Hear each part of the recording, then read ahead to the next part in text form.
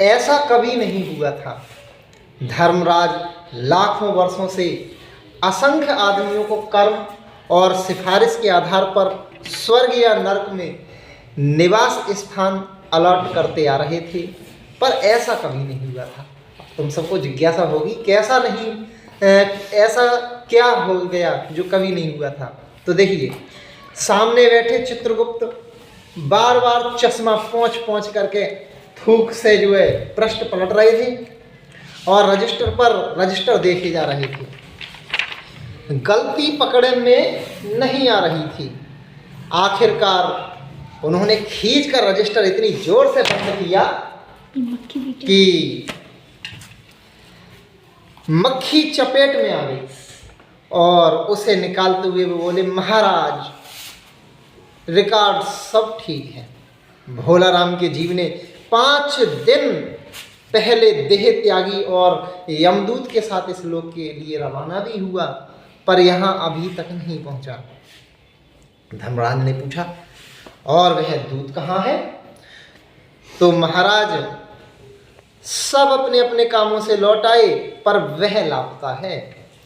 चित्रगुप्त हैरानी और परेशानी से बोले। इसी समय द्वार खुला और एक यमदूत बड़ा बदहवास वहां आया।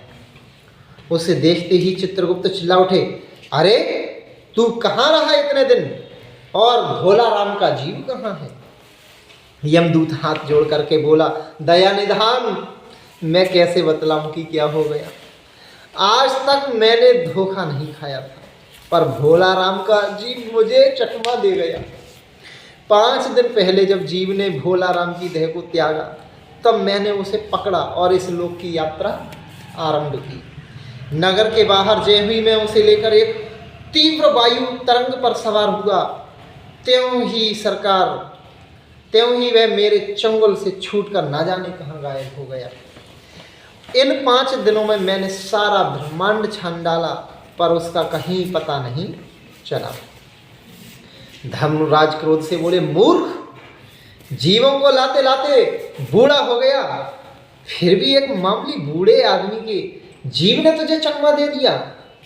दूत ने सिर झुकाकर कहा, महाराज मेरी सावधानी में बिल्कुल कसर नहीं थी।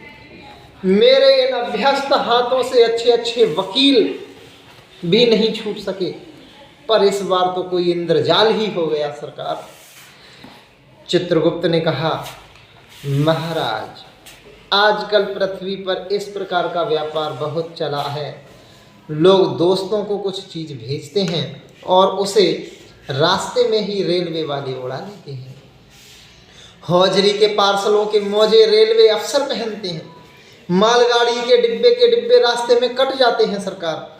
एक बात और हो रही है, राजनीतिक दलों के नेता विरोधी नेता को उठाकर बंद कर देते हैं।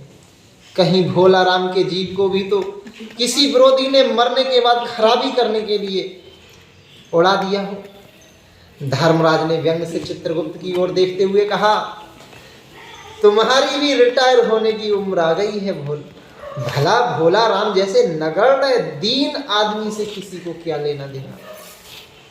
इसी समय कहीं से घूमते घामते नारद मुनि वहां आ गए और धर्मराज को गुमसुम बैठे देख बोले, क्यों धर्मराज, कैसे चिंतित बैठे हो? तो धर्मराज ने कहा, भोला राम नाम के एक आदमी की 5 दिन पहले मृत्यु हुई और उसके जीव को ये दूत यहाँ ला रहा था कि जीव इसे रास्ते में चकमा दे करके भाग गया सरकार। इसने सारा ब्रह्मांड छान डाला, पर कहीं नहीं मिला। अगर ऐसा होने लगा तो पाप पुण्य का भेद ही मिट जाएगा महाराज। तो नारद ने पूछा, उस पर इनकम टैक्स तो बकाया नहीं था, हो सकता है उन लोगों ने रोक लिया हो। चित्रगुप्त ने कहा, इनकम होती तो टैक्स होता, भूखमरा था बेचारा। नारद बोले, मामला बड़ा दिलचस्प है। अच्छा, मुझे उसका नाम पता तो बताओ, मैं पृथ्वी पर जाता हूं। चित्रगुप्त ने रजिस्टर देख करके बताया, भोला राम नाम था उसका। जबलपुर शहर के धामपुर मोहल्ले में किले के किनारे एक 1.5 कमरे के टूटे फूटे मकान में वह परिवार समेत रहता था। उसकी एक स्त्री थी, 2 लड़के और एक लड़की थी, उम्र लगभग 60 साल, सरकारी नौकरी से 5 साल पहले रिटायर हो गया था। मकान का किराया ना देने के कारण अब तक उसका परिवार निकाला जा चुका होगा और उसके परिवार की तलाश में भी आपको भटकना होगा। माँ बेटी के सम्मिलित क्रंदन से ही नारद भोलाराम का मकान पहचान गए। इसके पश्चात द्वार पर जाकर उन्होंने आवाज लगाई, नारायण नारायण। लड़की ने देखकर कहा, आगे जाओ महाराज। नारद ने कहा, मुझे भिक्षा नहीं चाहिए, मुझे भोलाराम के बारे में कुछ पूछताछ करनी है। अपनी माँ को जरा बाहर भेजो बेटी। तो भोलाराम की पत्नी बाहर आई। नारद ने कहा, माता भोलाराम को क्या बीमारी थी? तो महिला बोली, क्या बताऊं, गरीबी की बीमारी थी। 5 साल हो गए पेंशन पर बैठे, पर पेंशन अभी तक नहीं मिली और इन 5 सालों में सब गहने बेचकर हम लोग खा गए। फिर बर्तन बिके, अब कुछ नहीं बचा था, फाके होने लगे थे। चिंता में घुलते घुलते भूखे मरते मरते उन्होंने दम तोड़ दिया। दुख की कथा सुनने की फुर्सत नारद जी को थी नहीं। वे अपने मुद्दे पर आए। माँ, ये तो बताओ कि यहाँ किसी से उनका विशेष प्रेम था जिसमें उनका जी लगा हो? पत्नी बोली, लगाव तो महाराज बाल बच्चों से ही होता है, नहीं परिवार के बाहर भी हो सकता है। मेरा मतलब है कि कोई स्त्री। तो स्त्री ने घुराकर नारद की ओर देखा, बोली, हर कुछ मत बको महाराज, तुम साधु हो, चक्के नहीं हो। जिंदगी भर उन्होंने किसी दूसरी स्त्री को आंख उठाकर नहीं देखा। नारद हंसकर बोले, हाँ तुम्हारा ये सोचना ठीक ही है, यही हर अच्छी गृहस्थी का आधार है। अच्छा माता, मैं चला। इससे पहले कि नारद जी चलते, स्त्री बोली, महाराज आप तो साधु हैं, सिद्ध पुरुष हैं, कुछ ऐसा नहीं कर सकते कि उनकी रुकी हुई पेंशन मिल जाए? नारद को दया आ गई, बोले, मैं सरकारी दफ्तर में जाऊंगा और कोशिश करूंगा। वहां से चलकर नारद सरकारी दफ्तर में पहुंचे। वहां पहले ही कमरे में बैठे बाबू से उन्होंने भोलाराम के केस के बारे में बातें की। उस बाबू ने उन्हें ध्यानपूर्वक देखा और बोला, भोलाराम ने दरख्वास्तें तो भेजी थी पर उनका वजन नहीं रखा था, इसलिए कहीं उड़ गई होंगी। समझ रहे हो? मतलब कि रिश्वत नहीं दी थी। नारद ने कहा, भाई ये बहुत से पेपर वेट तो रखे हैं, इन्हें क्यों नहीं रख दिया? बाबू ऐसा, आप साधु हैं, आपको दुनियादारी समझ में नहीं आती। दरख्वास्तें पेपर वेट से नहीं दबती। खैर आप किनारे किनारे जाइए, उस कमरे में बैठे बाबू से मिलिए। नारद उस बाबू के पास गए और उसने तीसरे के पास भेजा, तीसरे ने चौथे के पास और चौथे ने पांचवें के पास। जब नारद 25-30 बाबुओं और अफसरों के पास घूम आए, तब तक एक चपरासी ने कहा, महाराज आप क्यों इस झंझट में पड़ गए? आप अगर साल भर भी यहाँ चक्कर लगाते रहे तो भी काम नहीं होगा। आप तो सीधे बड़े साहब से मिलिए, उन्हें खुश कर लिया तो अभी काम हो जाएगा। नारद बड़े साहब के कमरे में पहुंचे। बाहर चपरासी ऊँग रहा था, इसलिए उन्हें किसी ने नहीं छेड़ा। बिना विजिटिंग कार्ड के आया देख साहब बड़े नाराज हुए, बोले, इसे कोई मंदिर वंदिर समझ लिया है क्या? धड़धड़ाते चले आई, चिट्ठी क्यों नहीं भेजी? तो नारद ने कहा, कैसे भेजता, चपरासी सो रहा है। क्या काम है? साहब ने रौब से पूछा। नारद ने भोलाराम का पेंशन केस बतलाया। साहब बोले, आप हैं वैरागी, दफ्तरों के रीति रिवाज नहीं जानते।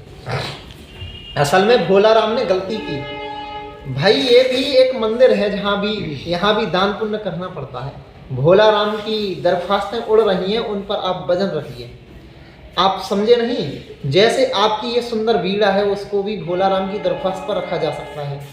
मेरी लड़की गाना बजाना सीखती है, मैं उसे दे दूंगा। नारद अपनी बीड़ा छिनते देख जरा घबराए और फिर संभल कर उन्होंने बीड़ा टेबल पर रखकर कहा, ये रही बीड़ा, अब जरा जल्दी उसकी पेंशन का ऑर्डर निकाल दीजिए। साहब ने प्रसन्नता से उन्हें कुर्सी दी, बीड़ा को एक कोने में रखा और घंटी बजाई। चपरासी हाजिर हुआ। साहब ने हुक्म दिया, बड़े बाबू से भोलाराम की केस की फाइल लाओ। थोड़ी देर बाद चपरासी भोलाराम की 150 दरख्वास्तों से भरी फाइल लेकर के आया। उसने पेंशन के कागजात थे। साहब ने फाइल पर नाम देखा और निश्चित करने के लिए पूछा, क्या नाम बताया साधु जी आपने? नारद समझे कि साहब कुछ ऊंचा सुनता है, इसलिए जोर से बोले, भोलाराम। तो फाइल में से आवाज आई, कौन पुकार रहा है मुझे? पोस्टमैन है। क्या पेंशन का ऑर्डर आ गया? नारद चौंके, पर दूसरे ही क्षण बात समझ गए। बोले भोला राम, तुम क्या भोला राम के जीव हो? हाँ, आवाज आई। नारद ने कहा, मैं नारद हूँ, तुम्हें लेने आया हूँ, चलो स्वर्ग में तुम्हारा इंतजार हो रहा है। तो आवाज आई, मुझे नहीं जाना, मैं तो पेंशन की दरखास्तों में अटका हूँ, यही मेरा मन लगा है, मैं अपने घर को छोड़कर नहीं जा सकता। तो इस तरीके से ये कहानी समाप्त हो जाती है और ये व्यंग है कि किस तरीके से व्यक्ति यहाँ पर अपने कार्यों को करने में लगा रहता है, उसको कुछ क्षण भी फुर्सत नहीं रहती।